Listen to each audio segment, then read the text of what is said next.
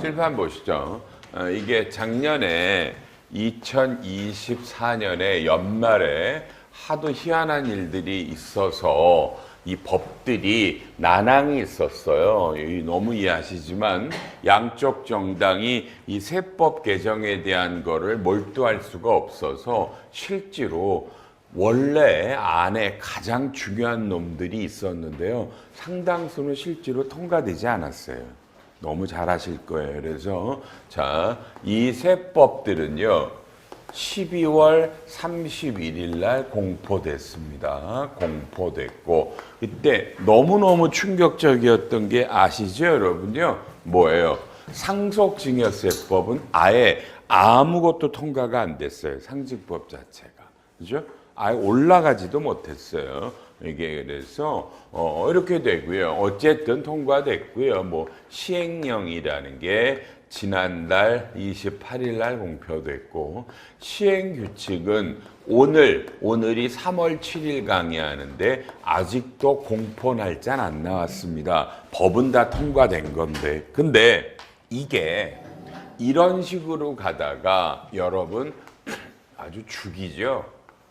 좀 전에 상속세법에서 너무너무 중요한 놈이 하나 있는데 그 놈이 통과가 안 됐단 말이에요. 그래서 그 놈을 비롯해서 여러분이 언론에 봤던 거 무슨 뭐 반도체법 들어보셨어요? 반도체법? 이런 것들로 인해서 그렇죠? 여러분 그게 또 와 올해 죽여요. 세법이 또 한 번 바뀝니다. 근데 이건 2025년 2월 18일 날 국회를 통과했고 아직도 공포 안 됐습니다. 다만 국회가 통과됐기 때문에 이건 통과된 거예요. 그러니까 이게 법만 나왔기 때문에 이 법에 해당하는 시행령과 시행규칙도 당연히 아직 안 나왔어요. 그러니까 이게 어렵잖아요. 작년 연말에도 한번 법이 바뀌었는데 세상에 바뀐 지 며칠이나 됐다고 2월 18일 날 법이 또 한 번 바뀌었는데 자, 이 수업을 온라인으로 들으시고 앉아서 들으시는 분들 대답해 보죠. 하나만 얘기를 해봐요. 2025년 2월 18일 국회 통과한 것 중에 여러분이 알 때 가장 중요한 건 뭐죠? 뭐죠? 신문 안 보세요? 이때 통과된 세법 중에 가장 중요한 게 뭐냐고 여쭙는 건데 뭐죠? 저 지금 속으로 그거 배우러 왔다 그러고 있겠네. 그렇죠? 여러분 이런 거 배우기 전에는 인터넷에 다 나오시는데 안 보시나? 안 봐요? 언론에 그렇게 많이 뿌려지는데 안 봐? 무슨 반도체 투자세액 공제율이 올라간다 뭐 이런 거 임시 투자세액 공제가 부활했다라는 거 이런 얘기죠. 상증법에 45의 5조에 불공정 자본 거래가 들어갔다라는 거. 이런 걸 보시길 바랍니다. 아셨나요? 여러분 여기서 뭐야? 임시 투자세액 공제가 바뀝니다. 혹시 2023년에 통합 투자세액 공제율이 임시라는 말로 좀 높았던 거 기억나요? 그놈이 다시 부활했단 말이에요. 근데 이 강의가 3월 7일이면 이제 세무조정에서 하는 시점이 20일밖에 안 남았잖아. 맞나요? 아셔야 될 거 아니야. 임투가 부활했다. 그리고 상속증여세법에 그죠? 상증법 45의 5조문에 뭐야? 불공정 자본 거래가 상증법 45에 이때 빠졌거든. 한 놈만 상증법 하나를 먼저 바꿔요. 여러분 그게 얼마나 중요한지는 말할 필요가 없어요. 그놈 한 놈이 들어오고요. 이런 것들. 그러니까 그런 얘기를 오늘 배우시는 거다는 얘기입니다. 알았죠? 여러분이 개정세법을 안 듣는 건 어쩔 수 없는데 중요한 거 아닌가라는 거. 근데 오늘 또 갑자기 뉴스에 민주당의 이재명이라는 어마무시한 사람이 갑자기 상속세법을 바꾸자라고 나왔어. 맞아요? 뭐라고 했는지 대답하세요. 뭐라고 그랬어요, 이재명 씨가? 상속세를 남편이 부인이 남편에게 상속하는 건 세금을 없게 하자. 국민의힘이 얘기를 했거든. 이재명 씨가 오늘 받아쳤잖아. 하자. 좋아. 바로 하자. 오늘 바로 하자 그랬어. 국회에 열어서 통과시키자 그랬다고. 그럼 이건 통과되는 거예요. 이건 역사적인 사건이다. 이해해요? 이제 남편이 부인한테 주면 1원도 세금 안 낸다고요. 이야, 우리나라 여성 배우자님들 뒤지게 좋겠어. 이제 1원도 세금 안 내는 거예요. 논리로는 맞아요. 왜요? 남자와 여자가 결혼해서 이만큼 재산을 늘렸는데 이혼을 해. 이혼을 해서 부인이 남편한테 재산 분할 청구권을 한다고. 재산 분할을 청구해서 주면 세금이 없어. 이해해요? 여자가 같이 벌었다고 보잖아. 재산 분할 청구권을 하면 세금이 없는데 왜 남편이 죽어서 주는 거 세금을 내냐고. 이거 논리가 안 맞는 거라고요. 맞아요? 이래서 이건 진짜야. 오늘 내일 법 통과될 거야. 왜? 이걸 막으면 그 나쁜 놈 아니야. 나쁜 놈일 거 아니야. 그러니까 이재명 씨는 무서운 사람이죠. 이재명 씨는 지금 우파인 것 같아. 제가 볼 때. 그죠? 부인한테 남편한테 줄 때 세금이 없다. 그리고 기본공제도 올린다고 그러잖아. 애들한테 주는 것들 이런 거. 그래서 상속세가 또 한 번 또 바뀌겠네. 그러니까 올해는 몇 번에 걸쳐 세법이 바뀔지를 아직도 모르겠다고요. 일단 2번 바뀌었다고요. 또 나올 거라고요. 계속. 연도 중에 계속 세법이 바뀔 거예요. 이해했어요? 이거 다만 오늘은 3월 7일 현재 작년 연말에 통과된 법과 올해 2월 28일에 국회에 통과된 법을 전문을 여러분에게 다 알려드립니다. 그러니까 오늘 이 강의를 빨리빨리 들으시고요. 그죠? 다른 학원에서 개정세법 강의 못 한다고 그랬죠. 그죠? 다른 학원 하나는 하는데 3월 말에 재교재로 하는 거야. 재교재 갖다가 선생만 바꿔서. 이 교재를 못 만들어요. 그럼 여러분은 자, 회계사님이 세법 만든 거 아닌데 맞아. 내가 설명해 드릴까?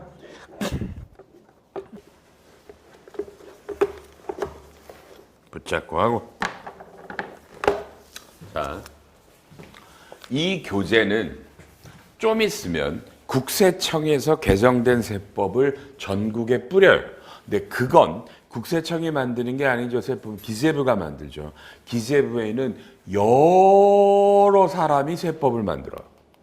자기가 맡은 해서. 그래서 그거를 짜집기해서 내는데 이게 잘 업데이트가 안 되는 게 많아요. 이 교재는 일일이 나온 법과 시행령과 시행규칙들을 다 일일이 법의 원문과 조문과 일일이 확인한 거고요. 이 교재 특징은 법조문 순서대로 나와요. 1조, 2조, 3조로.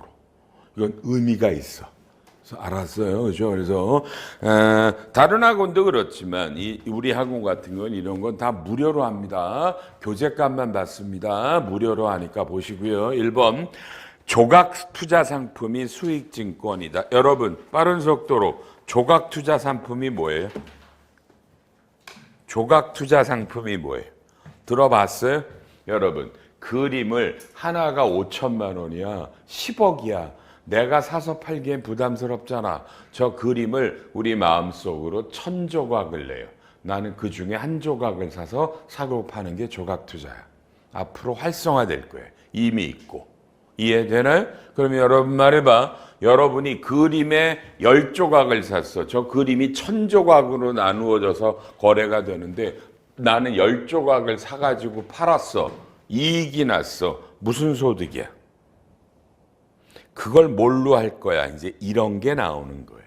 이해돼요? 그걸 배당으로 가겠다 뜻이에요. 배당소득. 그래서 보시면 조각투자 상품인 수익증권을 발행한다 이럽니다. 1번에 보면 수탁자 법인세 납부 이런 말 어려워. 법인세 가면 또 나오니까요. 그냥 어쨌든 이런 그러면 누군가는 그 그림을 사가지고 조각을 낼 거 아니야. 그러니까 다시 칠판 보시죠. 이거 보신다고 이게 평상시 보는 게 아니야. 이런 거 열심히 보지 말아. 어떤 누가 회사를 만들 거 아니야. 돈들 내 투자해.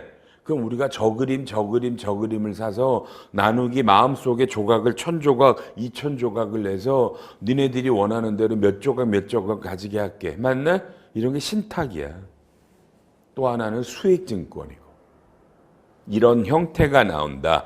그냥 알고만 있어요. 뒤에 가서 여러 번 더 나와요. 그래서 올해는 이 조각 투자 상품에 대한 규정이 무지하게 강화됐어요. 지금 이거 안 봐도 돼. 뒤에 10배는 더 나와요. 또 넘기세요. 넘기면 2번 거주자의 판정 기준이 보완된대요. 여러분 너무나 잘하는 거죠. 하나 당연히 뭐야 너무나 잘하는 거. 1년에 우리나라에 주소를 두거나 일과세 기간에 그렇죠. 183일이라는 단어를 모르시는 사람 없죠. 오른쪽에 충격적이다. 빨리 동그라미 2번 읽어요. 동그라미 2번. 죽이죠. 지금은 올해 안에 183일을 있어야 돼요. 지금 바뀐 거는 2년간에 걸쳐 너 있어도 된다. 됐나요? 이건 대단한 변혁이에요. 대단한 거예요. 그러니까 2년간에 걸치는데 제가 마음에 약간 걸리는 국어 단어가 뭐야? 계속하여. 계속하여. 그러면 그죠? 작년부터 올해까지 해가지고 계속 스트레이트로 우리나라에 183일이 있으면은 거주자로 본다 이런 뜻 같아. 다만 빨리 적용식이 언제부터? 2026년부터. 올해는 아니에요. 갑자기 이건 굉장한 거주자의 범위가 확대가 돼. 그래서 이건 올해는 못해. 알려줬고 내년도부터 이 조항을 겁니다. 이러면 거주자가 굉장히 많이 느는 거다. 이해했나요? 요거? 이건 중요한 놈이 바뀌는 겁니다. 3번. 국외근로소득이 비과세라는 건 다 아시죠? 그죠? 근데 오른쪽에 중소벤처기업진흥공단. 이 중소벤처기업진흥공단에 근무하시는 분이 해외 근무할 때 이런 것들의 수당들이 비과세되는 겁니다. 중요하지 않습니다. 4번. 기업의 출산지원금을 비과세한다라는 거는 여러분이 모를 리가 없죠. 이번 연말정산에서 가장 논란이 됐었죠. 다 알 텐데 제가 여러분에게 한번 기가 막히게 설명할 거야. 잘 봐요. 근로자, 본인이나 배우자의 출산과 관련해서 그러니까 여러분이 남자면 여러분의 부인이 애를 낳아도 남편한테 주는 것도 되고 여러분이 여성 근로자면 여러분에게 주는 것도 되는 거야. 칠판 보면서 질문. 여러분 회사, 일반 회사 가면 관리 담당 임원이라고 있죠. CFO라고 맞나요? CFO가 애를 낳았어. 그렇게 줘도 비과세 돼, 안 돼? 돼, 안 돼요? 이 반응은 뭐야? 연말정산 안 했어요? 작년에 법이 나와서 작년에 소급했던 법이야, 이 법은. 2024년부터 비과세라고 출산지원금이 맞아요? 관리 담당 임원이 애를 낳아서 2024년에 1억 원을 줬다고 회사가 그럼 과세냐고 비과세냐고 여쭙잖아. 과세야 비과세야? 실판? 뭘 책들 보고 뭘 고민하는 흉내 내지 마. 여러분 쪽팔리니까. 응? 안 쪽팔려? 책에 써 있어요? 그냥 근로자라고 써 있지. 지금 저 여러분에게 근로자의 정의를 묻는 거 아니야? 근로자의 정의를 맞나요? 임원 들어가 안 들어가? 안 들어가. 이렇게 대답해 놓고 여러분은 연말정산 수업도 안 들어. 왜? 잘한대. 내가 이 나이 되도록 회계사님한테 가서 연말정산 수업 들어야 되겠네. 그럼 대답은 맞춰야 될 거 아니야. 창피하다, 그죠? 소득세법의 용어에는요, 근로자의 정의는 기본적으로 임원이 포함됩니다. 임원이 포함됩니다. 그래서 임원에게 애를 낳아서 주는 것도 비과세라고요. 알았다 그래요? 빨리 알았어요? 네. 두 번째, 동그라미 2번. 출생일 이후 2년 이내 주는 거야. 애를 낳았으면 2년 안에 주면 되는 거야. 그죠? 또 칠판 보나마나 무슨 질문할지 감이 안 와? 임신하고 애를 낳았는데 임신한 상태에서 돈을 먼저 줬어. 애 출산하기 전에. 이건 과세야 비과세?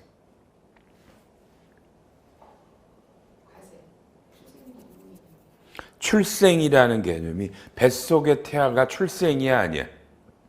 이건 여러분이 판단할 수 있는 문제가 못 돼요. 이해해요? 이미 상승법에서 뱃속의 태아를 인격으로 보고 공제가 들어가기 때문에. 그래서 이건 저한테도 무지하게 많이들 물어봤지만 제가 대답할 수 있는 건이 못 되는 거예요. 그러면 물어보는 분에게 뭐라 그래? 이 법을 만든 일단 기재부한테 먼저 물고 빠른 시간 안에 국세청에 유권 해석을 내라고 그랬고요.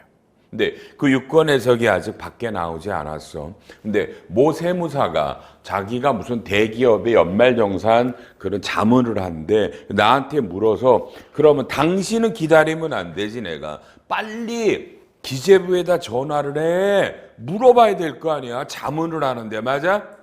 그랬더니 그 다음날 아침에 문자 왔어. 물어봤더니 본인 생각에 이 법을 만들 때는 임시는 아니라고 하고 만들었대. 다만 그것도 그 친구 의견이야. 공식 의견 나와야 돼. 단 이건 아마도 임신한 상태에서는 과세라고 나올 거야. 답이 나와도. 되게 재밌죠? 여러분이 그냥 접하는 건데 마지막 셋째. 뱃속의 애가 잘못됐다. 정말 미안하다 이런 사례를 들어서 뱃속의 애가 잘못돼서 사산됐다. 사산돼서 회사가 이런 위로금을 줬다. 이건 어떻게? 이건 물어보나 마나 저 개인적으로는요 비과세라고 봅니다. 그러니까 이런 게 세법이야. 그러니까 법을 만들 때 만드는 친구들이 이런 걸 염두에 두고 만들어야 되는데 염두에 못 두고 만드니까 우리 같은 사람이 고생하는 거야. 근데 저는 이 법을 해석할 권한이 없잖아. 맞나? 그래서 물어봐야 되는 거야 빨리. 국세청에다가. 그리고 법 만든 사람에 대한 의견은 참조할 뿐이고. 아셨죠? 그리고 이건 아시지만 그 우리나라에 부영이라는 그룹이 회장님이 어린애들을 할 때 1억 원씩 줬어요. 1억 원씩 줬어요. 이 문제가 불거져서 작년에 법인세는 손금이라고 나온 거고 소득세는 연말에 나와서 소급 적용하면서 전액 한도 없이 비과세로 나온 거고 지금 많은 기업들이 따라하고 있어요. 보통 1억 한도로. 여러분도 만들어 달라고 그러세요. 알았나요? 소급 적용입니다. 그래서 부영은 거기 처음 별표 하나 나오죠. 2021년 1월 1일 이후 출생자부터 줬거든요. 그래서 부영 때문에 2021년 1월 1일 출생자에 대해서 2024년에 받을 때 당연하다. 뭐예요?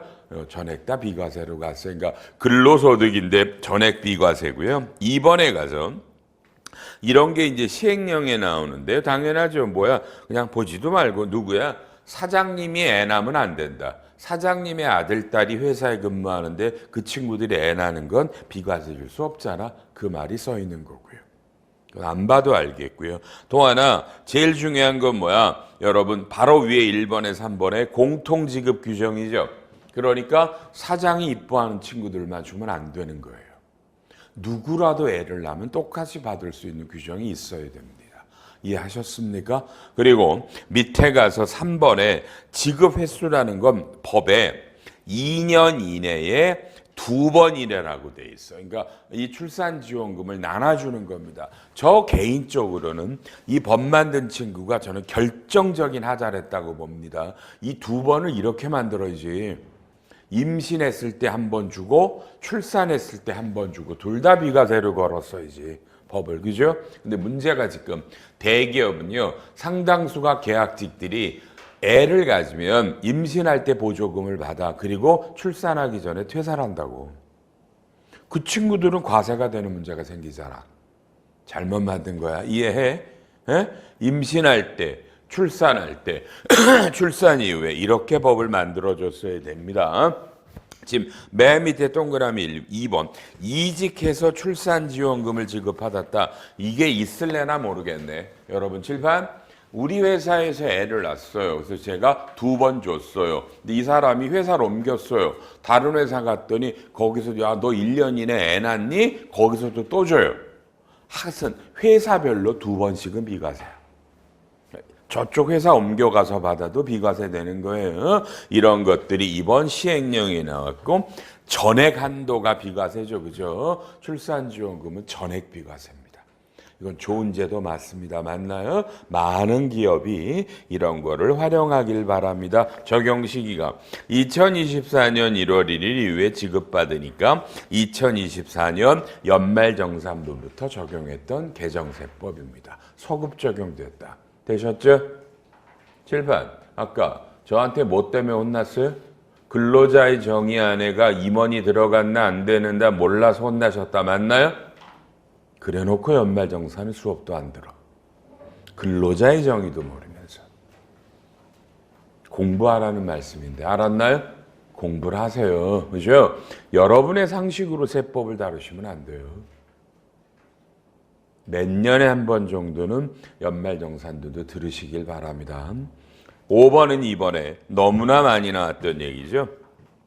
임원 등에 할인을 합니다. 임원과 종업원들에게 회사 물건을 할인하거나 또는 계열사 간에 계열회사 등에게 할인할 때 이제까지는 너무 잘하시죠? 여러분 빨리 대답. 여러분 삼성이 이 핸드폰이 제가 이게 아마 가격이 115만 원이라고 들었던 것 같은데 이 핸드폰 가격이 최근에 바꿨는데 제가 이거를 직원들에게는 80만 원에 줬다고 그래봐. 35만 원을 깎아줬어. 빨리요?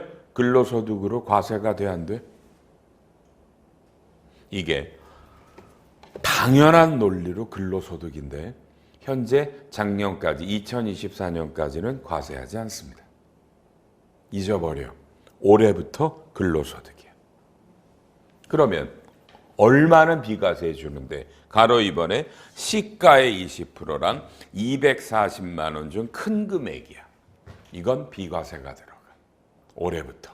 작년 건 안 따진다. 알았나요? 작년 거는 면제부가 들어가는 거야. 칠판. 유일한 예외는 병원이야.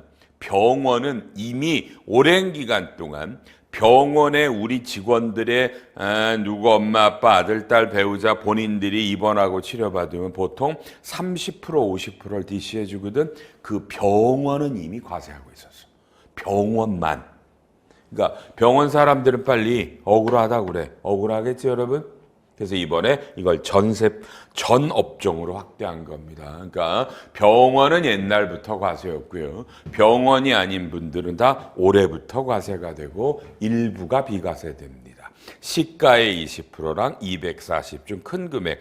시가라는 말 보지 마. 일반적으로 정상적인 판가니까 이 시가는 따져야 되고요. 다만 나번에 밑에 일정 기간 동안 재판매 금지니까 자동차나 대형 가정 이런 것들은 고가들은 2년 안에 팔면 안 돼요. 현대자동차를 생각하세요. 현대자동차 직원들은 입사 연도에 따라 새 차 값을 몇십 프로씩 DC하거든. 보통 10년 차 정도 되는 친구들은 한 30% DC래. 30% DC를 알았나요? 30%. 근데 2년은 못 팔아. 그러니까 어떻게 돼? 내 아들내미 친구 같은 놈은 이놈은 차가 3대야. 그러니까 주변에서 사달라고 그런 거지. 그럼 어떻게? 2년 안에는 명의를 못 바꾸지. 그러니까 보험을 누구나 다 되는 보험을 들고 타다가 2년 지나면 그 친구한테 넘긴다고. 그러니까 취득세를 한 번 더 내지만 30%를 싸니까 훨씬 싼 거지. 근데 이제 올해부터는 10%는 과세가 되는 거예요. 20%만 비과세 되니까. 되셨어요? 잊지 마요 이거. 그래서 내가 그놈한테 물어서 아들아. 그래서 현대는 어떡하니 그랬더니 아버지 현대는요 이걸 다 아니까요 작년 연말에 그렇게들 차를 샀단다 여러분. 그래야지 과세가 다 비과세 되잖아. 맞아? 작년에 올해부터 나온 세법입니다. 여러분요. 그리고 꼭 기억해요. 여러분 회사가 아니라 계열 회사도 다 걸려. 계열 우리 회사 걸 계열 회사 임직원들에게 주는 것도 돼. 임원도 돼. 여러분 임원도 돼. 이 혜택은요. 임원 종업원이야. 여러분요. 이해해 주시고요. 칠판 보면서 또 여러분이 모를 거 묻자. 계열회사 임직원도 된다고 그랬죠? 계열회사 정의 얘기해봐요. 계열회사는 뭘 계열회사라고 불러? 계열회사 정의가 뭐야? 여러분이 알 수 있나 모르지. 지금 머릿속에 삼성, 현대 떠올랐어요?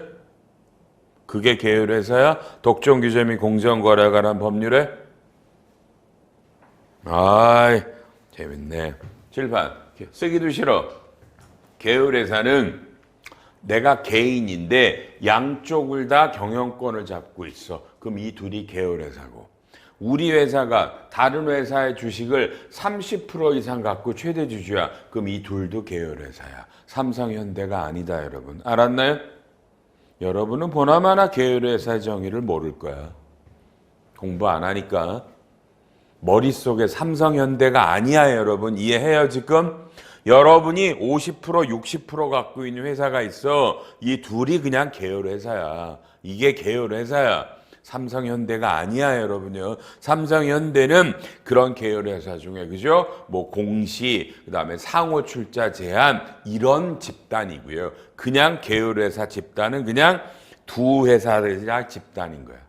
잊지 마시고요. 6번에 가서 이건 보지 마, 여러분요. 보지 마. 왜냐면 아주 짜증스러우니까. 칠판, 여러분 연말정산하다 보면 근로소득에서 뭘 빼요?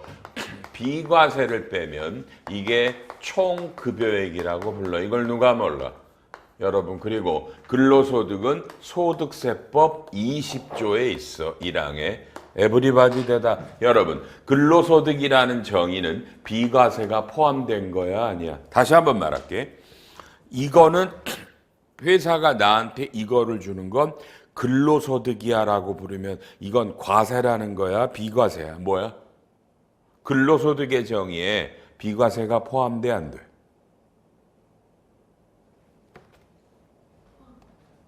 포함돼, 안 돼? 포함돼. 포함된다고. 그러니 지금 현대가 1억짜리 차를 빨리요 30%를 DC해 주겠대. 그럼 얼마야? 3천만 원은 뭐야? 근로소득. 그 중에 얼마만 비과세? 20%, 2천만 원은 비과세. 그럼 얼마는 과세? 이런 용어를 잊지 말고. 여러분은 근데 근로소득이라는 단어가 비과세가 포함되어 있다라는 얘기라는 거를 여러분은 믿기를 어려워해. 그냥 여러분들은 그냥 근로소득은 과세되는 금액이라고 하지. 안 그래요, 여러분? 비과세가 포함된 용어다. 제 말 이해했나요? 비과세가 포함된 용어다. 그러니까 근로소득은 과세 비과세가 다 포함된 거고 법에 비과세로 열거된 거는 빼는 겁니다. 이건 여러분이 잘 모르실 수밖에 없어요. 이건 제가 볼 때는 법도 잘못 만든 것 같고 그래요. 그래서 이번에 엊그저께 기재부가 유권 해석을 하나 냈는데 봐봐. 여러분 혹시 이런 거 아시죠? 미환류 소득.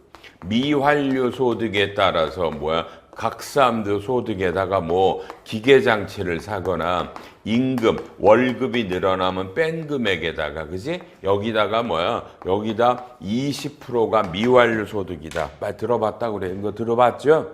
그죠? 그럴 때 임금이 증가되는 거야. 이때 근로자가. 근데 법에 보면 뭐라 그래요?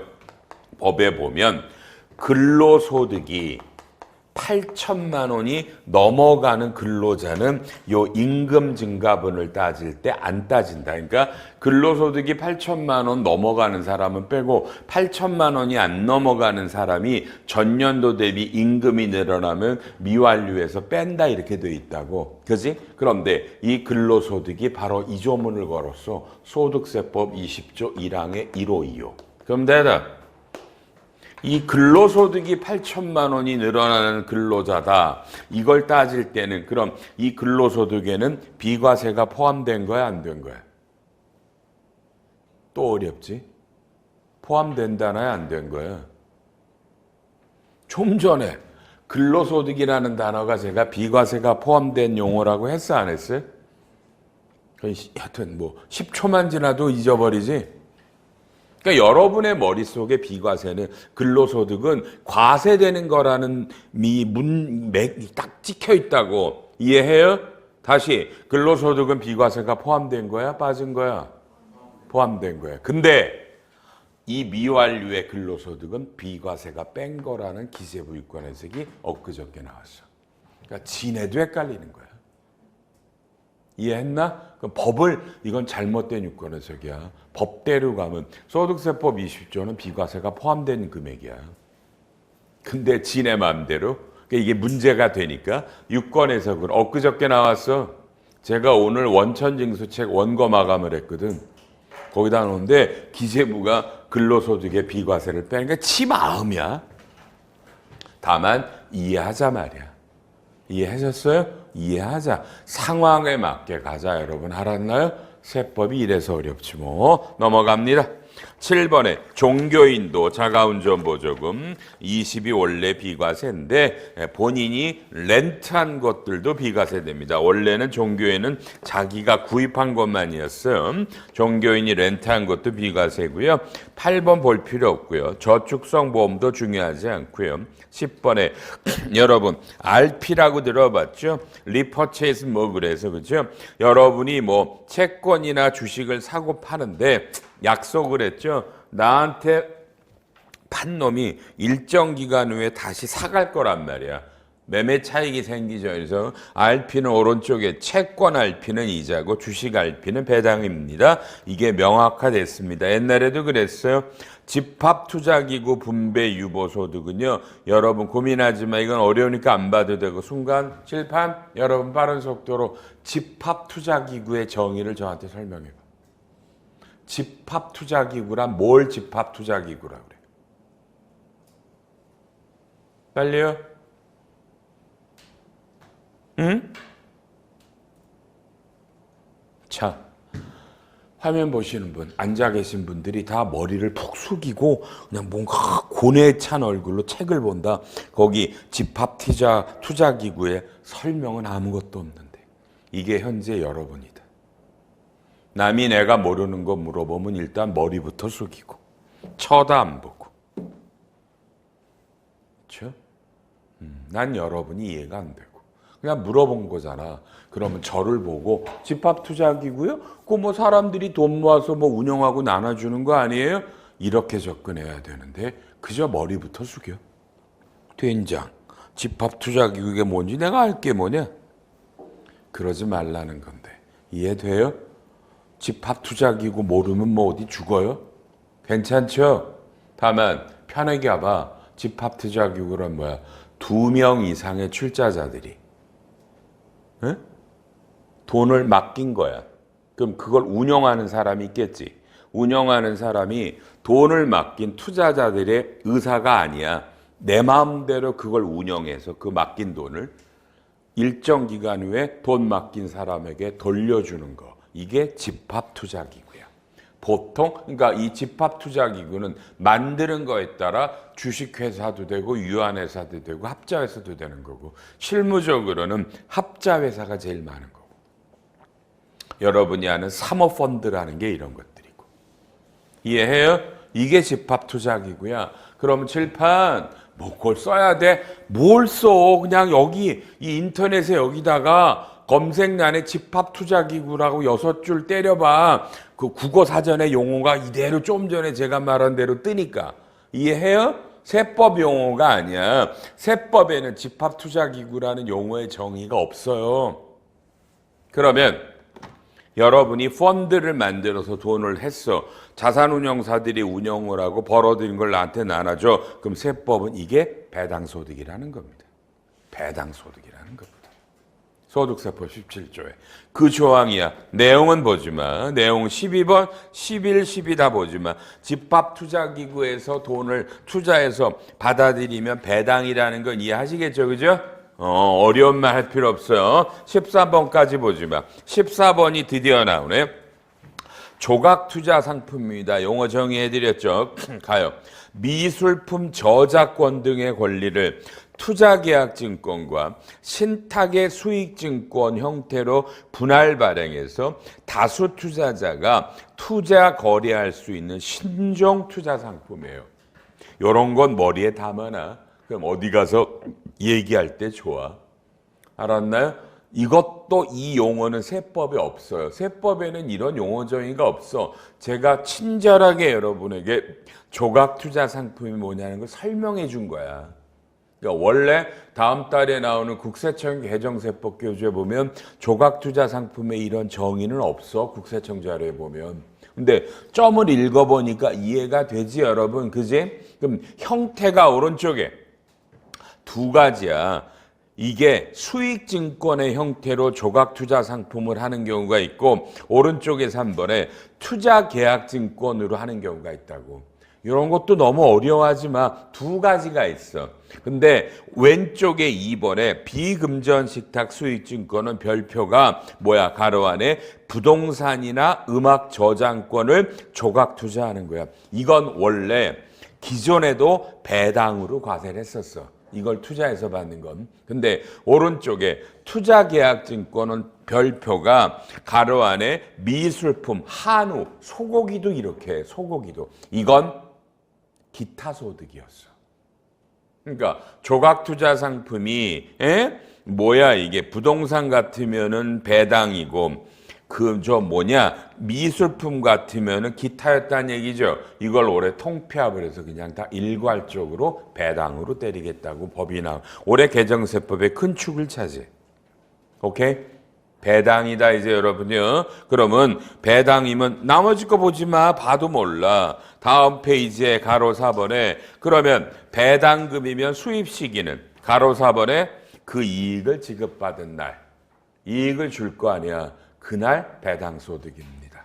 알았나요? 이런 게 올해 조각투자 상품이 꽤 의미가 있습니다. 의제배당을 15번에 가서 그 다음에 출자다 여러 가지 그 밖의 재산가니까 내가 이런 건데 의미가 없는데 여러분요. 지금 여러분 이제 16번부터는 조금 좀 조심해야 되겠네요. 16번에 어려우셔도 하실 수 없고요. 그냥 하는 거야. 여러분 칠판 지금 소득세법 17조가 여러분 배당소득이에요. 배당소득이에요. 배당소득. 요 놈을 할 때 일단 거기 오른쪽에 3% 재평가 적립금이 있어요. 여러분 그냥 들어놔. 오늘은 여러분들 대다수랑 상관이 없지만 우리나라 대기업에는요. 무조건 재평가 적립금이라는 게 있어요. 이거는 옛날에 언제 2000년 12월 31일자로 폐지된 자산재평가법이라는 법에 의한 거야. 토지를 재평가한 거야. 그리고 그냥 얘는 원래 1%와 3%가 있는데 대기업은 거의 대부분 다 1%짜리 3%짜리 재평가 적립금이 있어요. 의미가 헷갈린다. 그럼 이거야. 토지가 1000억이었는데 이때 시가가 3000억이야. 그러면 2000년 때 올라간 토지를 2000억을 잡고요.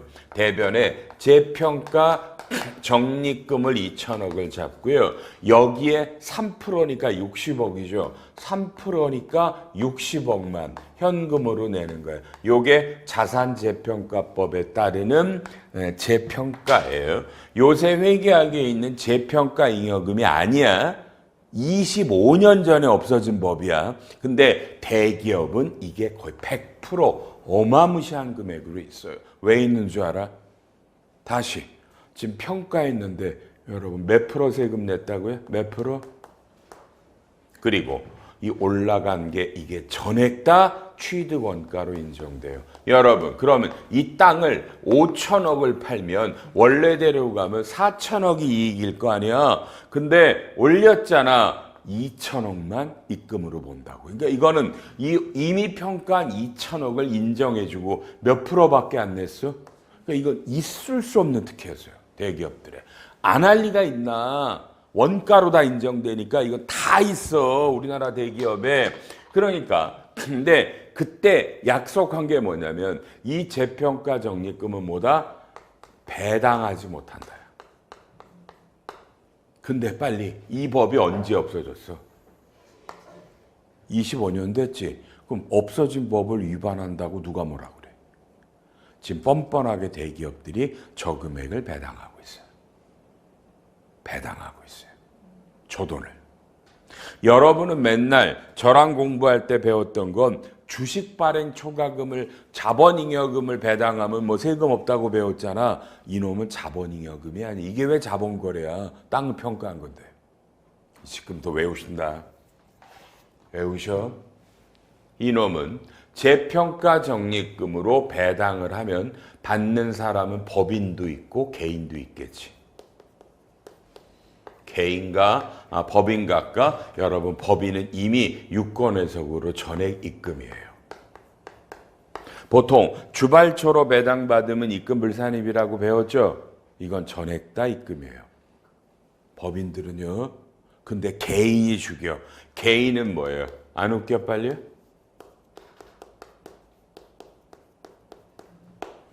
개인은 배당으로 본대 안 본대요?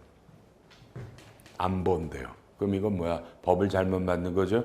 법을 잘못 만든 거예요. 그래서 이번에 올해 법을 바꿔서 드디어 개인도 배당으로 과세하겠다로 법이 바뀐 거예요. 그러면 작년에 했어야죠. 작년에 했어야죠. 이걸 작년에 못한 사람 이건 징계해야 되는 거예요. 이건 누구도 뭐라고 안 하는 거야. 배당 줘도 되고 개인이면 세금이 없는 걸 올해 주면 과세다. 올해는 주면 안 되겠지. 그러니까 그렇죠? 줘도 되지만 혜택이 없잖아. 법인도 그냥 입금이고 개인도 올해부터니까 작년에는 소득으로 없어요. 그럼 여러분의 실력을 물어 칠판. 여러분 그러면 법인은 빨리요. 배당이 입금이라며. 그럼 여러분 이런 거 있잖아. 뭐 수입 배당금 입금 불산입이라는 조항이 있죠. 법인에서 법인세 내고 오니까 입금 불산입하고 배당금 중에 개인은요. 그로스업이라는 제도가 있겠죠. 빨리요. 법인은 입금 불산입 할까 안 할까? 이런 건 안 해요. 입금 불산입이 안 된다고. 그냥 전액 다 얻어 터지라고. 수입 배당금 받으면 지분율에 따라 일정 금액 입금 불산입 하잖아. 맨날 그 조항을 못 걸어. 근데 개인은 아예 소득으로 작년에는 안 받으니까 그로스업 할 필요가 없지. 근데 올해부터는 소득이라며. 그럼 그로스업을 하면 돼, 안 돼? 아니 법인은 혜택 줬어, 안 줬어? 당연히 개인도 못하지. 즉 법인과 개인을 일치시킨 거야, 올해부터는. 이런 게 세법이야. 이건 여러분하고 관련이 없다라고 안 들으셔도 할 방법이 없다. 단 저한테 이건 중요한 거야. 대기업들은 이게 너무너무 중요한 놈이기 때문에. 되셨어요? 이런 것들은 중요한 거야. 알아놔요. 여러분 없다고 안 중요한 게 아니에요. 그 다음에 또 죽이네. 여러분 29페이지에 오른쪽에 맨 밑에 동그라미 2번 빠른 속도로 읽어봐요. 뭐 의제 배당 어쩌고 써 있는 것 같다. 읽어봐요. 7번. 지금 이 순간 이거 어마어마하게 중요한 놈이야. A라는 법인이 있어요. 갑이라는 거는 개인 주주야. 여러분 너무 잘하시는 건 갑이 A 법인에게 만주를 그렇죠? 만주를 자기 주식으로 팔았어요. 얼마에? 10만 원에. 그럼 이건 10억을 받을 거예요. 취득가액은 10,000원이라 이 사람은 양도차익이 9억이 났어요. 대답하시면 돼요. 여러분이 저보다도 잘 아는 개인 주주가 회사에 자기 주식을 팔았죠. 상법에 따라. 얼마 이익이 남았어요? 이건 양도소득이에요? 아니면은 의제배당으로 배당소득이에요? 찍어요. 양도예요? 배당이에요? 배당이라고 이항수가 여러분에게 가르쳤어요? 제가 여러분에게 이걸 배당이라고 가르쳤어요? 제가? 제 수업을 안 들으셨군요. 그럼 할 수 없고요. 다시 기회 드려요. 개인 주주가 회사한테 자사주로 팔았어요. 양도 차익이 나왔어요. 이건 소득세법의 양도소득이에요? 배당소득이에요? 이제 말을 바꿔요. 양도로. 법에는 전혀 언급이 없고요. 사실 판단해요.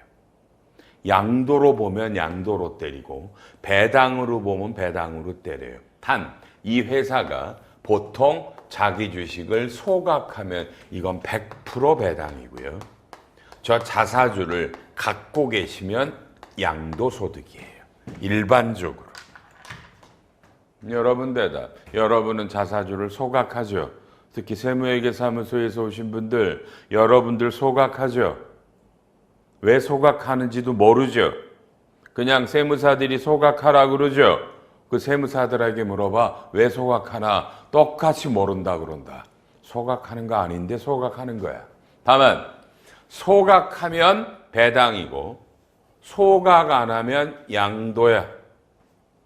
물론 금액에 따라 절대적으로는 양도소득이 세금이 싸죠. 양도소득세 세율이 종합소득세보다 싸니까. 다만 이게 소각을 했다. 그럼 이게 배당이면 배당소득이죠? 그럼 대답. 이놈은 그로스업을 할 수 있다 없다? 아니 배당은 그로스업 하라고 되어 있는 거 아니야? 맞나요? 그로스업 해야 안 해요? 여러분이 이런 걸 몰라? 이걸 배당으로 해놓고 배당으로 했잖아. 여러분 다 소각해서 그로스업 하는 거야. 일단 하는 거야. 하는 거야. 계속. 이번에는 A 법인이 똑같이 있고 갑이라는 개인 주주가 있는데 이번에는 주주총회 특별거래로 감자라는 거야. 감자라는 거야. 똑같이 10억 원을 감자 대가로 줬고 원가는 1억이라 이번에도 감자로 인해서 받는 게 9억이야. 이건 무조건 의제배당으로 배당소득이야. 지금 이거는 주식의 소각으로 의제배당인 거고 여러분이 소각했기 때문에 이거는 진짜 주총 특별결의로 한 거기 때문에 배당이야. 그럼 당연히 배당도 그로스업을 해야 안 해? 하지. 그래서 이게 소각도 배당으로 걸리면 그로스업이 되고 이게 이렇게 되면 그로스업이 되는 거예요. 근데 여기서 빨리 여러분 칠판 이번에는 감자한 주주가 법인이야. 자사주를 판 게 법인이야.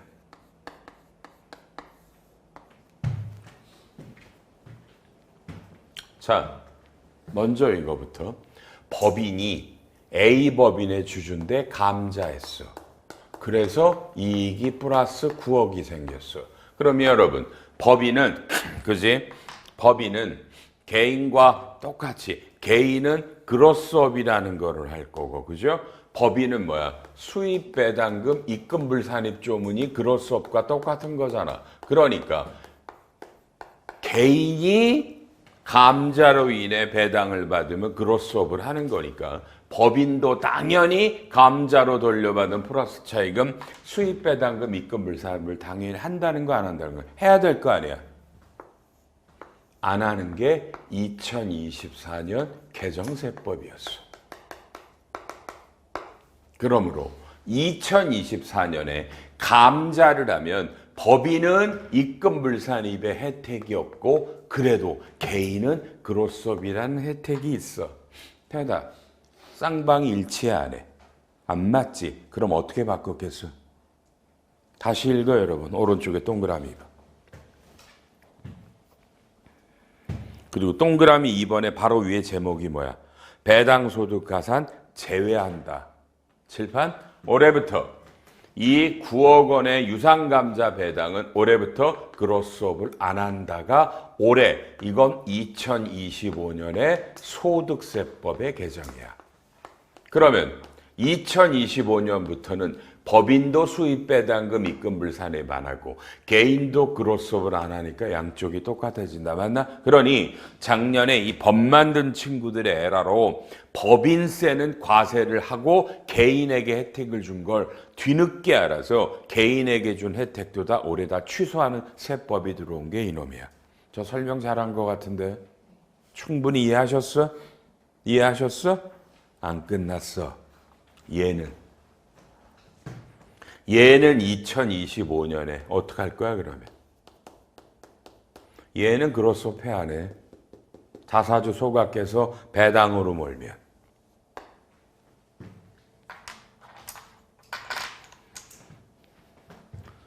미치겠지? 세법이 이래서 미치는 거예요. 법조문에 보면 여러분 의제배당이라고 나오거든. 의제배당이라는 게 소득세법 17조의 2항이야. 의제배당인데 거기 1호인가에 뭐라고 나와? 잘 봐. 주식의 소각 또는 감자로 인하여 받은 돈이 원가보다 플러스일 때 의제배당입니다라고 돼 있어. 그러니까 뭐야? 소각과 감자를 따로따로 규정하고 있다고. 요게 소각이고 요게 유상감자인 거야. 근데 이번에 뭐 의제배당 중에 그로스업을 안 한다라고 한 거는 이 중에 감자만. 법인은 이미 작년에 입금 불산입 안 한다고 그랬었지, 그지? 그때도 감자만. 그러면 소각은 빨리요. 그로스업 올해도 돼, 안 돼? 그로스업 돼. 이런 거 기억해. 여러분 아마 누구도 여러분에게 안 가르쳐 줄 거야. 누구도 모르기 때문에. 여러분이 가르쳐 줘. 2025년에도 본인들이 주식을 회사에 팔아서 자기 주식을 했는데 회사가 소각을 해서 여러분이 이걸 배당으로 원천징수하고 종소신고 들어가면 올해도 이건 그로스업이 돼요. 대답 안 끝났어. 법인이 자기 주식으로 팔았을 때는 이것도 소각이지. 법인세법에도 똑같아. 소각이나 감자로 인해서 받으면 의제배당이야. 이것도 이 B법인도 의제배당인데, 그러니까 법인도 이게 그냥 유가증권의 양도소득일 수도 있고 뭐예요? 배당일 수도 있어요. 법인도. 그러니까 소각을 하면 배당이고요. 양도면 배당으로 안 보는 거예요. 자, 여러분처럼 훌륭한 사람은 이미 알아요? 여러분, 배당으로 가면 어떤 이펙트가 있어요? 우리는 법인이다. 법인 주주에게 자사주로 해서 소각을 해서 돈을 플러스로 더 받았다. 근데 저쪽이 소각을 해서 나는 이걸 배당으로 본다. 법인세법에. 그러면 배당은 뭘 한다? 수입배당금, 입금 불산입 규정이 걸린다고요. 왜요? 감자만 배제한 거야. 이건 입금 불산입이 됩니다. 이건 아무도 모릅니다. 여러분, 법인 주주가 자사주로 털었을 때 입금 불산입이 된다는 거. 근데 양도로 몰고 가면 배당이 아니니까 전혀 수입 배당금 입금 불산입을 하지 못합니다. 저한테 수업 들으신 분이 있나 없나 모르지만 결산, 이번 제 결산에 보면 추록이라고 있어요. 추록이 혹시 안 보시더만, 그죠? 혹시 지금 아이파 홈페이지에 가보실래? 제 법결산 추록이 90번까지 나갔어. 30페이지가 있어. 추록이. 그 안에 이 얘기가 자그만치 A4 2페이지 분량으로 써 있습니다. 다만 제가 죽어라고 써놓으면 뭐합니까? 여러분이 안 보는데. 그렇죠? 할 수 없어. 저는 제 양심껏 썼으니까 지금 이거 여러분이 어려워도 할 수 없고 이해해요. 그래서 결론이 뭐야? 작년에 법인이 더 불이익을 줬고 개인은 혜택을 준 걸 올해는 법인과 개인의 혜택, 불이익을 똑같이 규정했고요. 제가 강조하고 싶은 건 의제배당이라는 거는 이 소각이라는 게 자사주 소각을 말하는 거고요. 감자는 유상감자이기 때문에 지금 그로스업을 못한다, 입금 불산입을 못한다라고 하는 건 감자고요. 주식을 소각했을 때는 배당으로 몰고 가는 건 아직도 개인은 그로스업이 되고 법인도 입금 불산입이 된다라는 겁니다. 저는 개인적으로 지금 한 말 우리나라 회계사 세무사 중에 알고 있는 사람이 글쎄 하나나 둘이나 있을까 모르겠네. 모르실 것 같은데. 특히 2024, 2025가 바뀌었죠. 그죠? 이런 거 염두에 두세요. 여러분은 이런 걸 배우러 남들보다 먼저 배우러 온 겁니다. 다만 환장하겠죠. 어려워서. 어려워도 괜찮아요. 이게 여러분이 가는 길입니다. 이건 도움 되기를 바랍니다. 그래서 요거하고 쉽까 17번에 여러분 거기 왼쪽에 자산재평가법에 따라 재평가 적립금을 감액해서 받는 건 여러분 제가 작년까지는 제가 비과세라 그랬죠. 그죠? 이게 올해부터 삭제되니까 올해부터 과세고요. 법인은 작년부터 이미 재평가 이 적립금으로 법인인 주주가 배당받는 건 입금이었어요. 이미 유권해석 등으로. 근데 개인은 배당으로 안 봐. 세금이 1원도 없었는데 올해부터 받으면 배당이요. 대답 좀 전에 했으니까. 그로서 한다 안 한다? 안 한다라고 배웠던 겁니다. 그럼 법인 주주는 재평가 적립금으로 법인 주주가 받는 건 당연히 입금이고요. 수입 배당금 입금 불산입 한다 안 한다? 안 한다. 다만 법인은 이미 작년 재작년부터 안 했고 개인이 올해 이런 불이익을 도입해서 법인과 똑같이 간다. 어떤 흐름이 있었던 거예요. 이해해. 어려워도 괜찮아요. 이런 걸 먼저 공부하는 거고요. 요것도 그리고 가상자산이 유예된다는 건 이미 아셨죠. 그러니까 보지만 2년 유예됩니다. 그러니까 내용은 보실 필요 없어요. 가상자산이 유예가 되고요. 그 다음에 20번에 가서 가상자산 사업자들은요 이런 자료들을 15년간 보존하시고요. 그 다음에 여러 가지 밑에 가면 자료를 내야 돼요. 가상자산을 취급하는 사업자들은 이런 자료를 안 내면 꽤 많은 과태료들을 냅니다. 자. 22페이지를 펴놓고 이제 쉽니다. 그죠, 여러분요? 그래서 다음 시간에 한 20분 정도만 하면 이제 원천세가 끝나네요. 원천세가 쓸데없이 요놈들 때문에 어려운 건 그냥 이해해 주는데 다시 칠판 쉬기 전에 재평가 적립금은 어렵지만 요거 자사주를 소각했을 때 개인인과 법인일 때 감자는 그로스업도 안 되고 입금불산입도 안 되지만 소각했다는 건 개인 그로스업이 되고 법인도 수입배당금 입금불산입이 된다더라라는 거. 그죠? 그래서 법인 주주가 우리 모 법인한테 자사주로 주식을 자사주로 팔았을 때 이걸로 몰고 가면 굉장히 유리해요. 입금불산입이 돼버리면. 그래서 그럴 때는 의도적으로 어떻게 해야 돼? 저 A법인이 소각을 시켜버리고 저 법인 주주가 저거를 가지고 그죠? 입금불산입을 때려버리는 거야. 그렇죠? 이렇게 되면 됩니다. 요새 왜 어떤 머리에 들어오나 모르겠네. 요새 이 회사가 아버님이 회사야. 아들내미, 딸내미가 회사를 만들어서 아버지 주식을 인수하는 방법을 무지들이 모색하고 있거든, 세무사님들이.